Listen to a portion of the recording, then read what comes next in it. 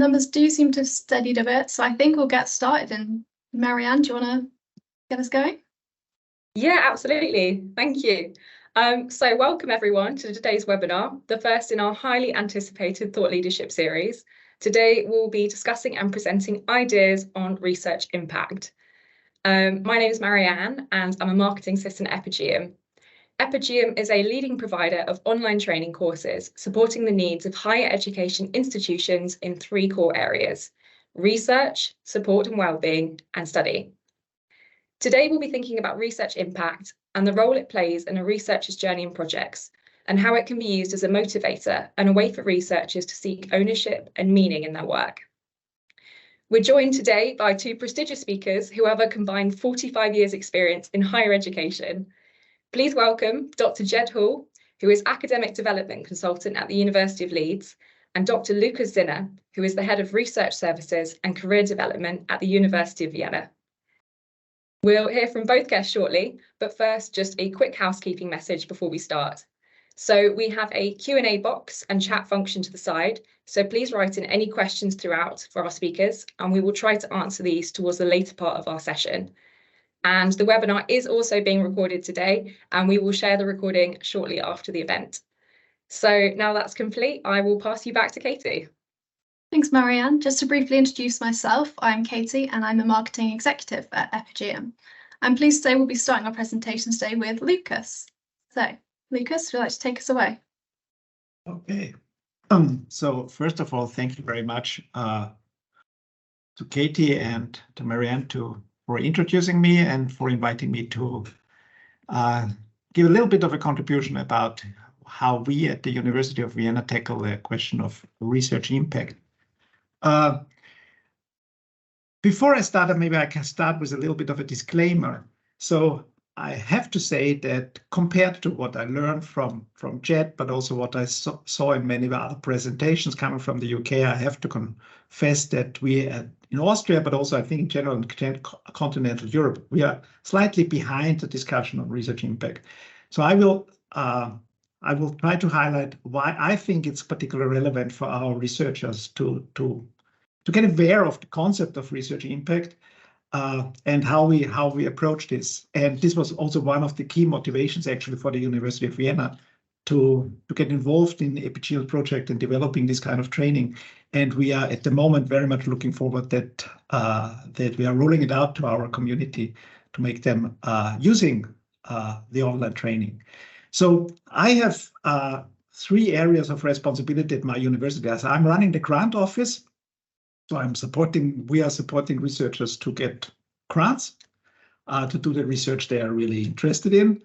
I'm in charge of doctoral training at the University of Vienna, so we are kind of an umbrella organization, and we are in charge of the transferable skills training program of PhD candidates, and I'm also in charge of technology transfer. So I'm supervising the technology transfer team, which is, so to say, by default, obvious that they should achieve some kind of impact. So I will not tackle this because this is more or less clear, but I would like to highlight more on the early stage researchers training aspects and why it's relevant for funding, and not only for getting funding from funding agencies, but also to convince last but not least our taxpayers to support the universities, because our contribution is meaningful.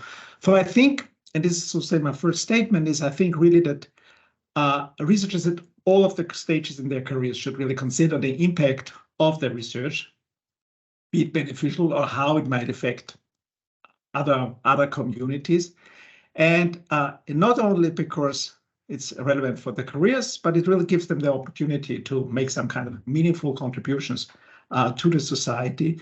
And in addition to this, it's only very helpful because it underlines the important role of our universities within and for our society or societies. I think this is really relevant.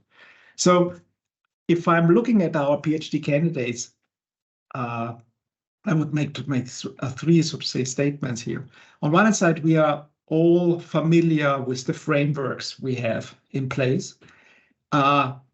It's the UK, the VITE framework. We have a framework in the UK. The Germans have developed their own framework, but they're all kind of similar. We are talking about the skills and competence map our early stage researchers should bring with them or during their doctoral studies. And I do think that the ability to address the impact of one's research and really what could happen with your research in a positive, but also critically in a negative way. So who might be affected should be really a fundamental part of the research training, the training of our PhD candidates, next generation of researchers, wherever they will be. I think this is key, and therefore being aware of the concept of research impact and how to handle this is something which should be really part of doctoral education in general. This is why we are so excited to roll out this training course. Secondly, I think, and we are all familiar with this as well, I think, we are not primarily training early stage researchers for a career in academia. This was done maybe in the last century. Most of our PhD candidates move on to a career outside academia. And I do think if they are able to think or are aware of the impact they might achieve with their research during the doctoral journey, it provides them with better opportunities for careers. It allows them to better disseminate their knowledge and their findings to a broad audience, maybe also to their future employers. I think this is also something which should give them a kind of an extra boost with their research. And not last but not least, but also I think that those who are supporting, coaching PhD candidates from time to time, they are all super aware that a doctoral journey has some ups and downs. And the downs are sometimes quite severe and people are suffering. So if, this is my strong belief, if the research is somehow related to a potential that they can make an impact with the research, I think that this should give some kind of additional encouragement, this personal fulfilling, is giving extra meaning to why I'm doing this, why I'm suffering this, why I'm working so hard. So it could be a kind of an additional boost in the motivation to move on with your doctoral journey. So we have started with getting our PhD candidates aware of the concept of impact, and what we have introduced is some years ago the so-called Impact Award. And this is not an award which is given to people who have achieved a specific impact, but it's an award for those who want to achieve something in the future. So it's given usually to people, so we are targeting people in the more or less first, second year of their PhD. And it's really to encourage PhD candidates to think about the possible impact of their research. We are offering a training course, and we did this in the past with SDG Watch Austria, so this Sustainable Development Goal NGO in Austria, and they provide with us together some kind of trainings for PhD candidates to allow them to think and to reflect about the potential impact, how to reach out to different target groups, somehow similar, but less developed, of course, as the EPGM training course. And then we also give them some kind of training for pitching their idea in front of the jury. So so that they have to defend more or less the idea how they want to achieve certain impact for with their research. And during the competition, so the awardees will finally receive an extra coaching, which is a program which is run over more or less a year, and they get some kind of financial means which should help them to reach out maybe to different stakeholders, to other communities. What we learned from our PhD candidates, for the participants, is that they mostly valued the training as such, the exchange with their peers, the forum they got to reflect on how they want to achieve impact, but also the opportunity to defend their ideas in front of a jury. And this was, so to say, equally valued by those who have been finally successful and those who haven't. What we will do with the online training course, the EPGM training course now, is we will make the taking of the online training course something mandatory for everyone who wants to be eligible to run for the competition. And this should also give us some kind of extra, should help us somehow to get people aware of this training course is actually existing. A kind of a side note here. So we at the University of Vienna, we are considering us, of course, as a kind of a university focusing on basic research. And we, from time to time, have the discussion with mainly senior researchers that they are afraid that too much focus is nowadays put on applied research, immediate impact. So this is what we want to stress, is really at the university, that excellence and impact goes hand in hand. It's not an either or, but it's really supporting, so to say, each other. And I put two of my senior researchers, exactly my age, actually, on the screen here, because they're excellent examples that excellence and impactful research is not something which is an either or, but it really goes together. The left-hand side, we see Philippe Thaer. He is a professor in Eastern European history. And he is one of the guys who is fighting for that the university is there to push the boundaries of knowledge. But on the other hand, he's currently super present in the media, for instance, as an expert in transformation processes in Eastern Europe. You can imagine that he is one of the guys who is often approached by, for instance, journalists, but also politicians when it comes about discussing the reasons, but also maybe the effects of what is going on in the Ukraine, giving us a better understanding. And it's also a good example that impact is not related to just the sciences or the life sciences. It's really something which is relevant for all the fields which are represented at the university. On the right-hand side is Michi Wagner. He's a microbiologist, and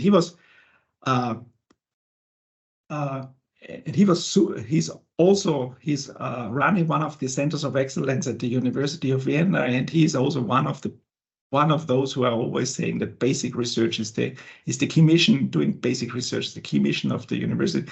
And on the other hand, he was one of the most present people during the Corona crisis at the media. He even developed a test kit for COVID, which he did not patent or anything. So it was freely available and was widely used by hundreds of thousands of people in Austria, particularly with pupils. So they are both excellent examples that excellence in research and impact is not something which is contradicting each other, but which goes together. Our entrance door to the discussion about impact at the University of Vienna is or has been the pressure which is coming from funding agencies, I have to confess. So in particular, if you think about European Horizon Europe, the impact section is now something which is really fundamental. And it's not just about ticking boxes and have some kind of vague ideas of what you want to achieve. It's really about thinking about the value of the project, is what will happen with the project when you have reached your described results, what will be when the project is over, what will be the next steps which extend beyond the project scope. And we are using this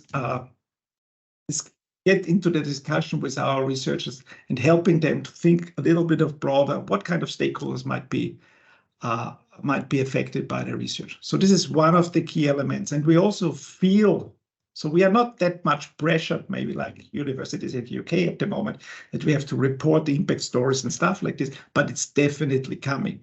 So, and our approach is also maybe to shape a little bit the discussion of what we want to, how do we want to present the impact of our research instead of being too much remote controlled by someone in the ministry, put it that way. We also promote thinking about impact because we believe that it also opens door to collaborations to different stakeholders, which will on one hand side give us access maybe to new resources, to different data. But we also strongly believe that the exchange with stakeholders is also bringing new research questions on the table, which might be relevant and to think about, which is really motivated from applications that we need, but we learn to think about more thoroughly about new problems. And of course, last but not least, impactful research can lead to greater recognition and engagement. And this is on one hand side serving, of course, the egos of our researchers, but again, it's really supporting also the university's mission to be there and be part of a university. So I'm closing with also making our researchers, but also you aware that also the research assessment is somehow changing. I guess that many of you are familiar with the COARA initiative, the new an agreement on the reforming of research assessment. And if I'm quoting there, the vision is that the assessment of researchers and research organizations recognizes really the diverse outputs and practices, activities that maximize both the quality and the impact of research. So it's our duty, I think, is also to make the next generation of researchers aware of there is a trend. It's not just publishing in high impact journals, but it's really about doing research with which you can make a difference. And I'm getting to an end by quoting, I must say, the former Commissioner for Innovation, Research Culture, Education and Use, when she says that I believe in a research culture that recognizes the diversity of contributions to science and society, that celebrates high quality and impactful research. Again, and that was the sharing, collaboration, integrity, engagement with society, transmitting knowledge from generation to generation. And I would like to close my short contribution with saying I believe in it too. And I'm giving now the floor to Ged. Thank you, Lucas. That was a really great set of insights. Just before Ged does present, I would like to remind everyone the Q&A function is ready and open, so please drop in your questions there and we will hear from you after we hear from Ged. Brilliant. Thank you very much to Lucas for the starting presentation. Thanks to Epigeum for the invitation to talk to you today, and for Katie and Marianne for hosting. In the next 15 minutes or so, I'm going to take you through the Leeds experience of developing its researchers at all disciplines and career stages. Its research impact staff, professional staff, or as we prefer to describe them at Leeds, people who were kind of research adjacent but not researchers themselves, and of course the institution. That's really important too. So the story breaks down into these segments. Firstly, I'd like to introduce our 3 C's framework for impact development, which has been designed to help people to select the right development for them, informed by their preferences and their context. There's a wide range of provision and providers who deliver it that form the university's impact development offering.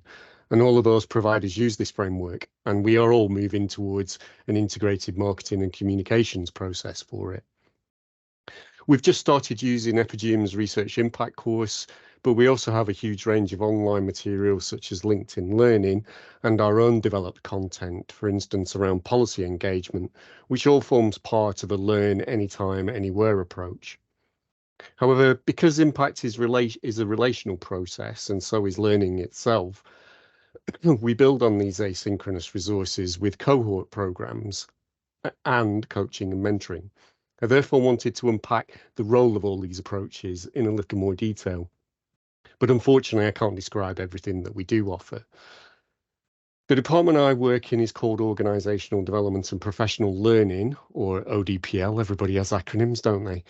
And this brings me to the next chunk of the story, which is that individual development isn't the full answer. The organisation needs to learn how best to support its people to engage with research impact. So I'll discuss our approach to this.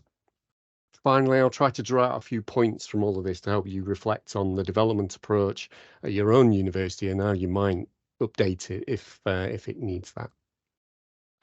So our 3C's framework is curiosity, creating and catalysing. So curiosity is that starting point. It's where you go to find out more and to decide if this area is something you want to immerse yourself in more fully. It'll also help you to start the ideas of what impact you could have and how to create that impact. And then moving into creating, that's where we try to provide a safe space for collaboration within and outside the institution. And it's also where people who've done the curiosity stage can apply that learning to their research. So they can test things out, try new approaches, learn from failing and succeeding, and eventually refine through those processes, refine their impact practice. Finally, catalyzing is where you fully develop your approach, proactively implementing it in your current research and your future research strategy.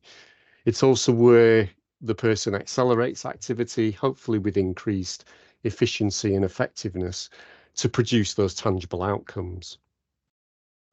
As I said, all of our impact provision for individuals is categorized this way across all the following providers. So that includes the library, research and innovation service, policy leads, the Horizons Institute, the public engagement team, and of course ourselves in organizational development and professional learning.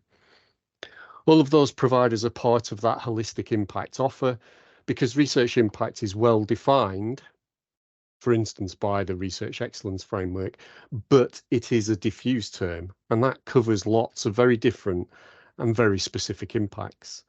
Therefore, the skills needed to cover that broad range of impacts are also hugely broad. For instance, Bailey et al. Identified 80 competencies across 11 subject domains that are important for research impact and knowledge mobilization.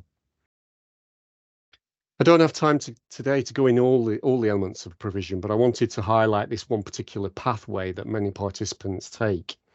So Epigeum's Research Impact Creating Meaning and Value course sits at that curiosity stage in our framework. It's mostly accessed by research staff and research student population, but it's not limited to them. We do advertise it to everyone. It's also great for multi-university research projects, as Epigeum are happy to work with license holders to facilitate access by staff at other institutions, which have just done that for me here at Leeds to some other institutions in the UK. The most crucial thing to point out is that we don't treat online material as the only solution to any development need. So we therefore have cohort programs. So the one in impact is called Building Impact Momentum, that sits at the creating level and builds on that foundational knowledge in the online course. This can then be followed up with either impact coaching for an individual or group, or our Michael Beverley Innovation Fellowships, and I'll go into each of those in a little more detail. So Building Impact Momentum, or BIM as we call it, is a longitudinal programme. It runs twice a year and takes 21 researchers, academic staff or research staff. Probably 50-50 at the moment in terms of the uptake. They're put into peer mentoring groups of 3, hence the odd number, based on the impact type or stakeholder type that they have in common. We absolutely try to avoid just grouping by default by they're a chemist, let's put them with another chemist. So we normally get around 25 to 30 applications for each program every time it runs, which does help us with that kind of getting the right groups together. The program lasts around 15 weeks and has 6 by 90-minute sessions. It's all supported through a Microsoft team, so the platform we're on at the moment. And because of that, the program is both synchronous via the sessions and asynchronous via the team. So there's posts that we put on the different channels, tasks that happen between the webinars, chances to catch up that are really informal with the tutors and the other participants.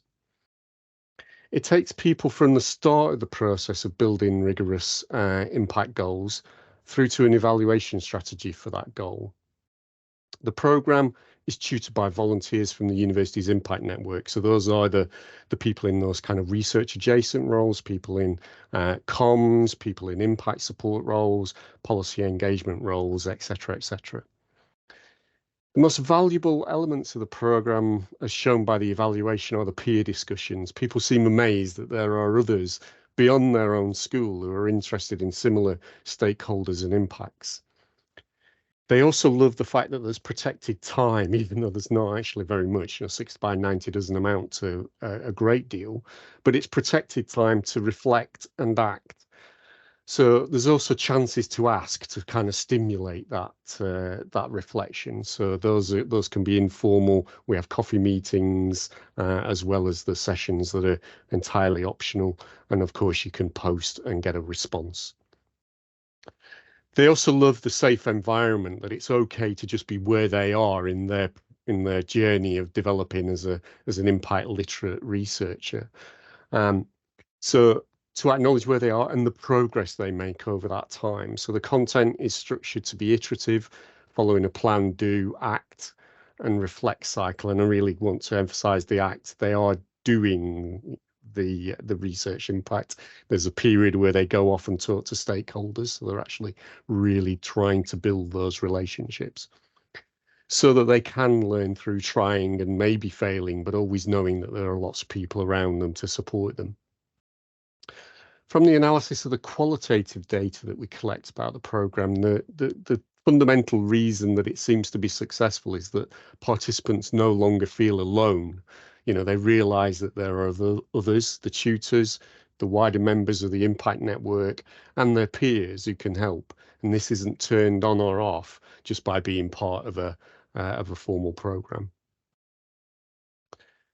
Impact coaching is available throughout the year, but we generate engagement by advertising it quarterly, and we also advertise it whenever we recruit to the other programs. During any academic year, I normally have around 10 to 15 engagements running, and these can be with individuals or groups. There's a real fluidity in the nature of the engagement, so they might start and stop frequently, depending on the pressures that participants feel from their other commitments.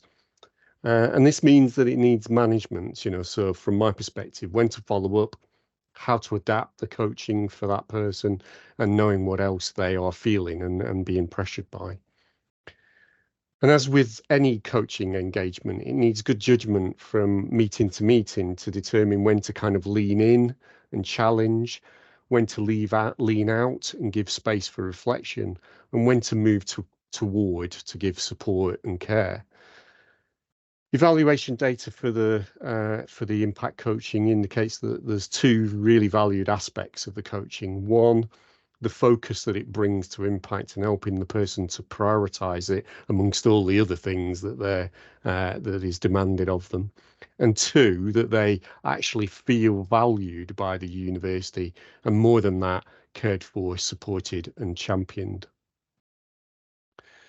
Finally, the Michael Beverley Innovation Fellowships provide an even richer experience for the fellows. So this lasts a year, but the learning starts with the application process. This includes a boot camp, a little bit like Lucas's pitch idea going on there, where the applicants are supported to develop their pitch. So even if they aren't offered the fellowship, there is still that chance to learn and very much encouraged.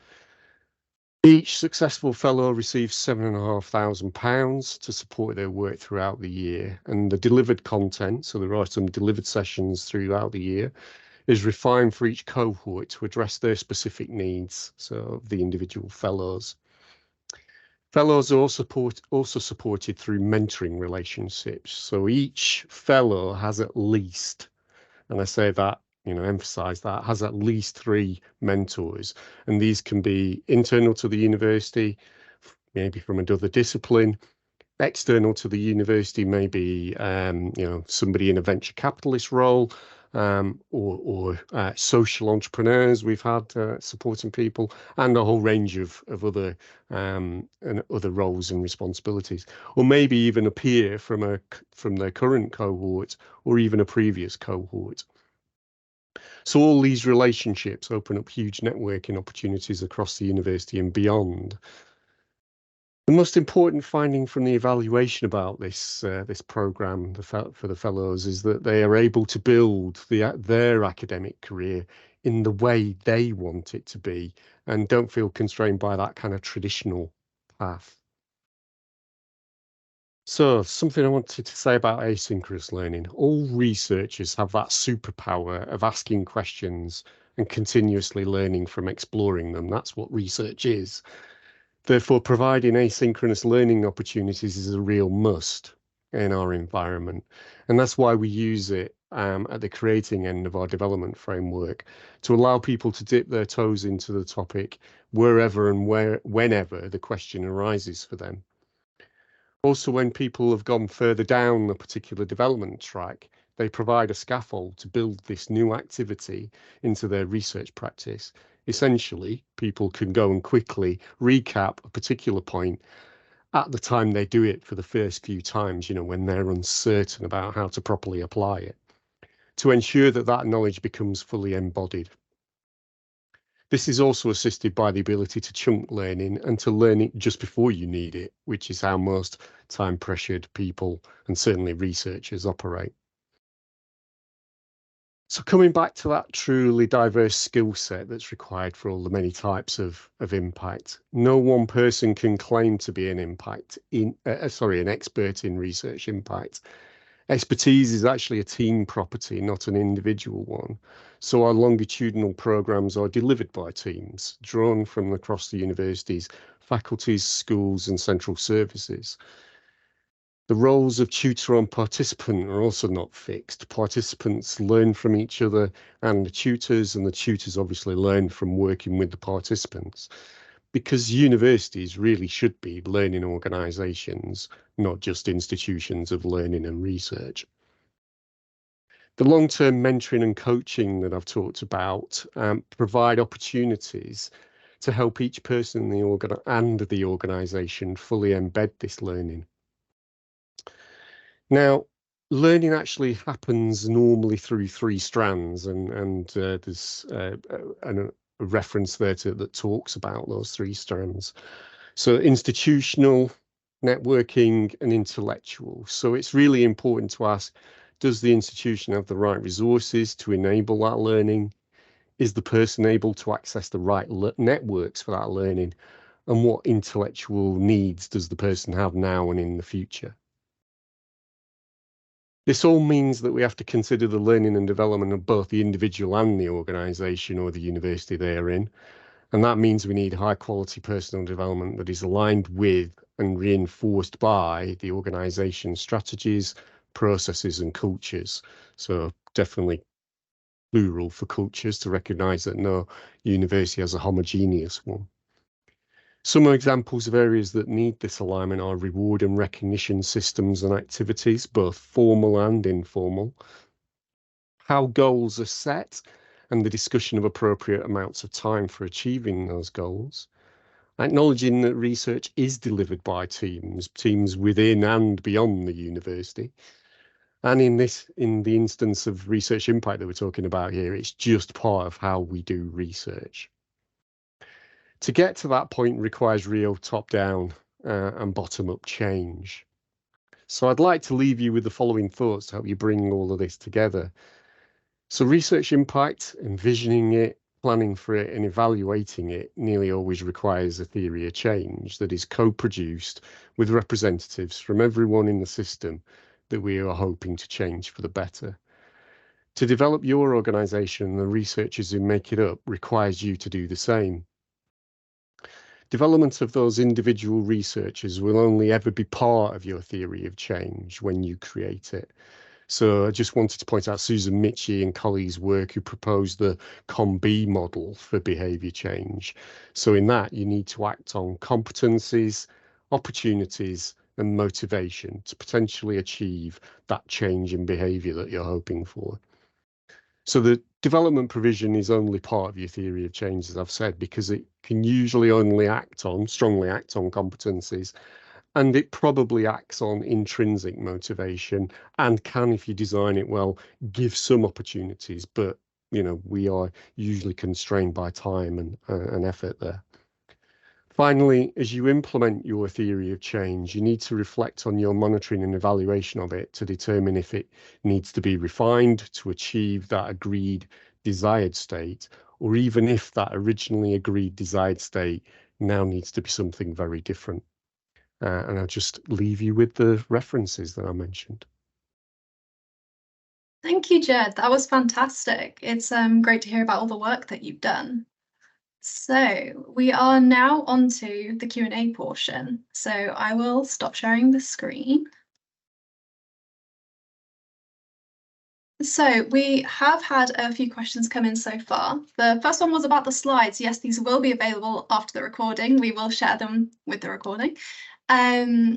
So the first question we've got is actually from Kirsty. Kirsty said, I'm impressed by your uptake on these programs. It's very encouraging. Are researchers given time to do this in a workload allocation model or similar? Ged, do you want to take us off with that one? So the way it normally operates at Leeds is that there should be a learning and development discussion in regular systems that happen. We call it the annual academic meeting. It shouldn't just happen annually with their line manager. That's normally head of school or their deputy. And if there's something kind of really meaty, so certainly with the Michael Beverley, because that is meaty, it is signed off at the application by head of school, who does undertake to provide appropriate time in the workload allocation. With building impact momentum, we don't do that, but we do encourage that discussion to be raised in those regular meetings, just to say it is happening, so that it's available. And that's actually why we try to chunk it at 90 minutes or so, to kind of give enough time to kind of get into a discussion, but not too much time, like a half day or a day where it's kind of, blowing quite a significant portion of the week. Very good answer. Yeah. Lucas, would you like to talk about time allocation? For me, the answer is easy, because we don't have a model for our workload. And we don't have a workload allocation model. But I do think what Ged mentioned, to build it into the impact as such, or the impactful research, is part of the research you are doing. It's part of it. It's not really something as an add-on. But I also see that we have quite a discussion about putting additional stuff on the shoulders of, in particular, also the young researchers, but also the senior researchers. They always have the feeling we are super creative in putting something extra on their shoulders. And I think we have to be careful. And I think that the more inclusive approach we have when we think about impact, the more helpful it is, I think. Yeah. But it is I think it's time is really one of the challenges that researchers are facing nowadays. Yeah. Absolutely, yeah. We've had another question coming from Naomi, who said, "Thank you, really interesting presentation." So good to know that everyone's enjoyed those. Are you able to expand on the online community element of the Impact Momentum program, Ged? And do you have advice for developing an online community? Yeah, so the program actually starts off with very much thinking about those kind of relationships being built. So anybody who's taken onto the program as an individual one-to-one with a tutor to start that process, and then we do the introduce yourself via the team. So the team is a new one each time, so that we're not kind of mixing in cohorts. We do have something that is beyond the program that we call maintaining impact momentum, which is optional. People can choose to go into that. I think in terms of the kind of tips and tricks is actually to model that you feel comfortable in that online space. So we very much introduce ourselves as tutors. Here's what I'm interested in, and kind of open up and go, here are the things that I don't know about impact. Bearing in mind what I said about there isn't one person who's an expert in everything. So we try to kind of model that vulnerability that can come from kind of admitting there are things that you don't know, when all of our cultures in research are predicated on people being the experts in, which is a myth that I think we need to destroy. We also kind of we always reply. One thing that is a real failure if you do it in online environments is if you see a post from a participant and you don't reply to it in a really considered way. So that's something that we have on our tutor task list, in kind of flashing lights to kind of we really must prioritize those and give due consideration to responses, and we might go beyond just responding via a post and kind of build it into the next session, or maybe even have an individual session with that person just to kind of talk through that issue. Hopefully that's helped a bit. Yeah, definitely. How about you, Lucas? I must confess, I have very little experience with building an online community. But what we learned from the training we were offering is that communities are needed. So this was really one of the key feedbacks we have received from the participants, is that in particular this kind of interdisciplinary setting. I think it's similar to what Ged said, that we don't want to have chemists with talking only with chemists. So this was really super appreciated by the people, and they ask us to maintain this kind of group and serve them. Yeah. The challenge is, in fact, that when they go home, so to say, to the different departments, to gather them again, collect them, and that they are getting this kind of, I don't know, a secured time, or chat, how you mentioned it, so that they devote time to these kind of activities. Yeah. But I think this is definitely also on our agenda. We want to implement the APGM online course as a kind of a blended course, so that they should get this kind of fundamentals. They should engage with the online training, how they like it. But then we want to get people together and really discuss about what are their concrete ideas, and getting the feedback and be challenged by their peers about what they want to achieve.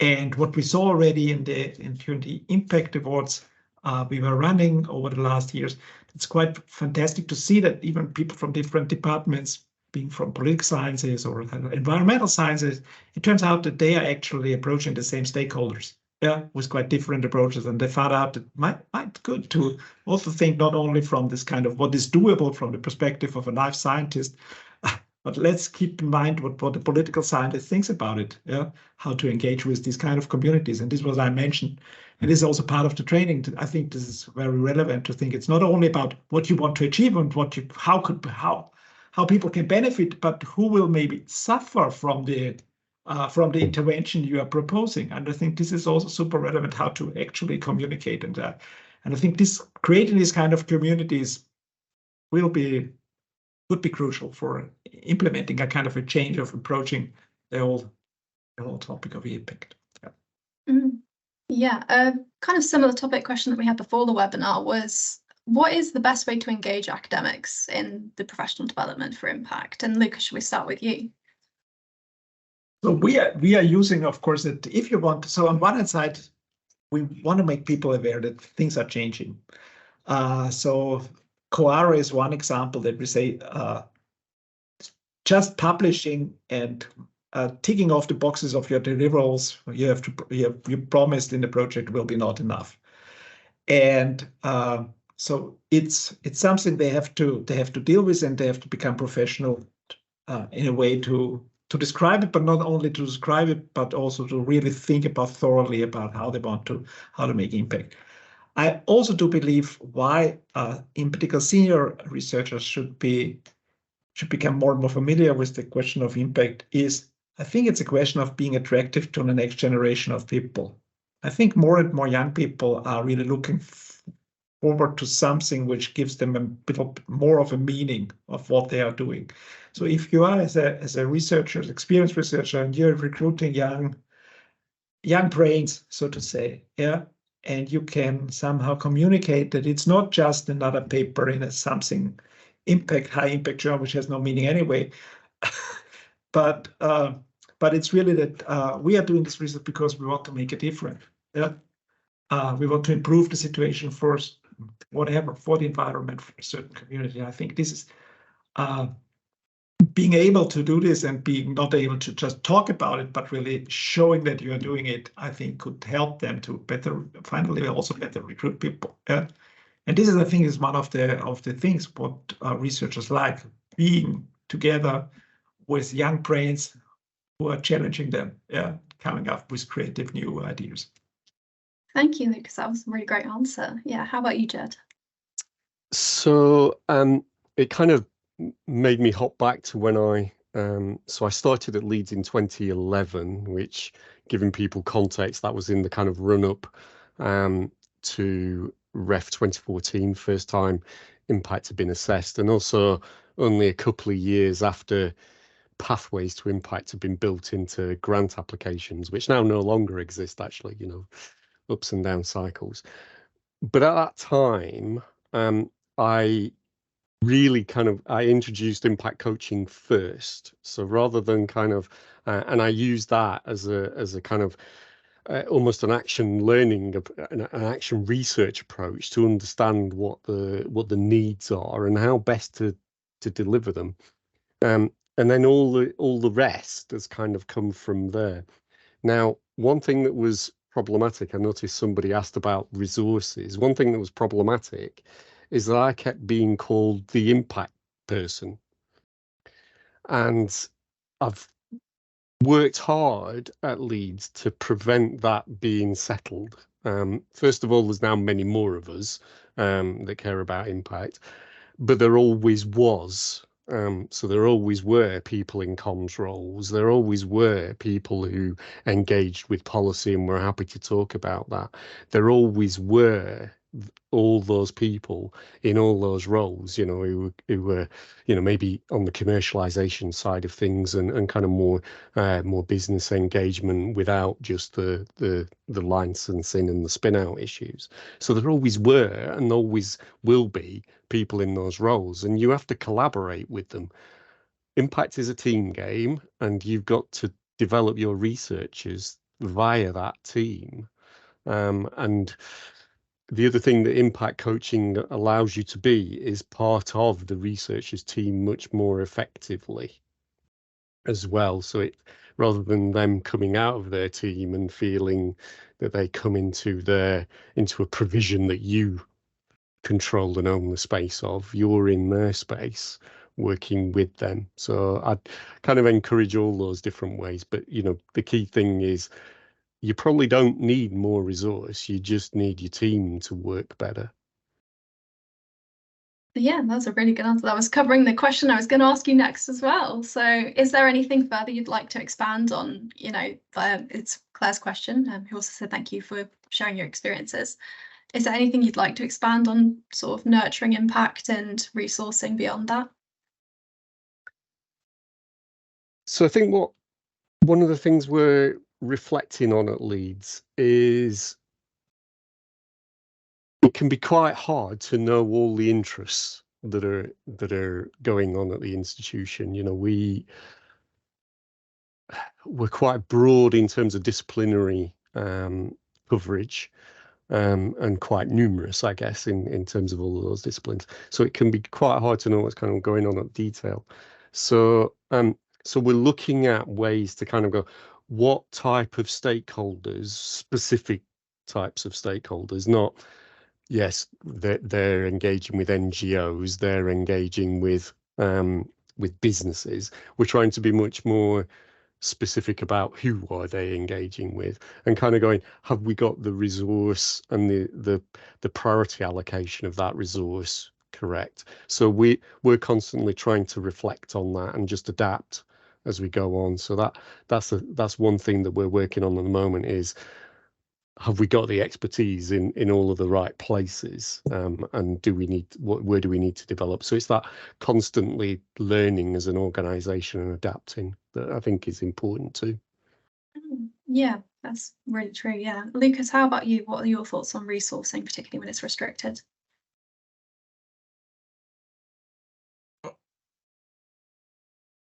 Difficult question. So yeah, I just can somehow repeat what Ged said. So it's I don't think I can add really something in this respect. That's okay. Well, we have a question that's addressing you specifically. If you'd rather. Yeah. I saw it. Yes. First of all, I'm speaking for an Austrian institution, not a German institution. Also, I'm a German-speaking person. Now, what we are experiencing I think, and this is in continental Europe, maybe more general, not just in Austria, but we do feel a pressure coming, I think, from the government in particular, and also because influenced, of course, by the European Commission, where the pressure is coming for impact, and of course they are somehow mirroring what's out there in Europe. So we know that our Ministry of Education has to defend their budgets in front of the Ministry of Finance. What is the impact if we give more money to the university? And And our approach is at the moment is that we are taking far more proactive approach, so that we are not just waiting. So and I don't like the word bureaucrats, but we should not wait till the others are deciding how we have to report and how we have to measure the impact. But the idea is really that the university should take a very proactive approach and say, okay, of course, we want to make a difference with what we are doing, and we feel responsible that we want to be accountable, that we use the money taxpayers are giving us, that this is also, of course, to push the boundaries of knowledge, but also to make a positive impact to our societies. And I think this is what we should be asked, what we should do actually at the university, is not just fighting it as a kind of an extra and a bureaucratic thing, ticking boxes about impact, but really saying, okay, this should be our role, and we should be accountable. And of course, we are privileged. I would say the Austrian universities, most of our budget is coming from the state. Yeah, so we should be privileged, and of course accept this privilege also as a kind of a responsibility and to define ourselves how we want to deal with the impact, and take a proactive approach and reaching out to communities and say, let's see. It makes a difference. Also to invest in Eastern European history. Yeah. Makes a difference too, different areas which are suddenly super important. Migration was not on the radar 15 years ago, maybe now. Now it is such an important topic to be familiar and to be experts in to understand what's going on. So. No, thank you. That was a really great answer. Ged, I can see you nodding along with that. Is there anything you'd like to address? I think that's absolutely how institutions should see it. It's part of your, I'm going to use the word marketing campaign, because I can't think of the right one, but it's part of how you position yourself to be seen as being valuable. And it just kind of reminds me, so UK people on the call maybe remember David Willetts being Minister for Universities back in 2010, which and 2010, you remember the financial crisis and austerity. Well, the maintenance of the science budget, as we call it in the UK, what essentially pays for most of the university research and block grant side of things, was maintained at cash levels because of impact being built into REF. That was Treasury's criteria for why we didn't have a 20% cut at that time. And I think after what came out of 2014, that's kind of helped to keep that alive in the narrative, in the policy narrative, of as universities being a valuable resource, not a cost centre in that sense. Thank you. It's a really great answer as well. I'm just going to ask you both one more question, just from us at Epigeum. Could you both tell us a highlight of the process of working on our Research Impact Creating Meaning and Value programme, or something particular about the programme you like? Just any highlight from it. Should we start with Lucas? Well, having not that much experience with online training courses, I was impressed by the professional way how it is done, how it is presented. Of course, I went through the program and I not played around with it, but I used the different features. I found it quite entertaining. Also, I must say. So I encourage already my team to take it as a kind of a blueprint of something. This is the standard we want to achieve, which we will not, of course, because we don't have the professional stuff. But I found it really super relevant how it is built up. Also the pedagogy behind it, I found it very, very useful. And I'm really, and not for promotional activities, but I'm really convinced that it will help us also to build this kind of community Yeah, and also to use the tool to make our on-site workshops even more productive. Yeah, so that we can say, okay, let's you get this understanding, you get your knowledge ready whenever you find it suitable, but then we meet together, then it has already an impact, so to say, or it will have an impact on the learning and then on the engagement and discussions we are looking forward on this kind of on-site trainings at the end. So I think doing this kind of in this kind of blended way, this is at least the way we want to approach it, and building these kind of communities and even thinking about building up additional resources or training material, whatever, will help us. So I'm quite excited to roll it out to our community, and yeah, I will share the feedback, of course, with you. Thank you. Ged, how about you? So I think the experience really prompted Tamika and I to write that blog for the LSE in terms of it's a large group of people who both review, were part of the development group, and also produced content, and all of that. There were some bits that wasn't new to me, and some bits that were. That's the great thing about working in a collaboration, is that there's always something that will be new. I think the most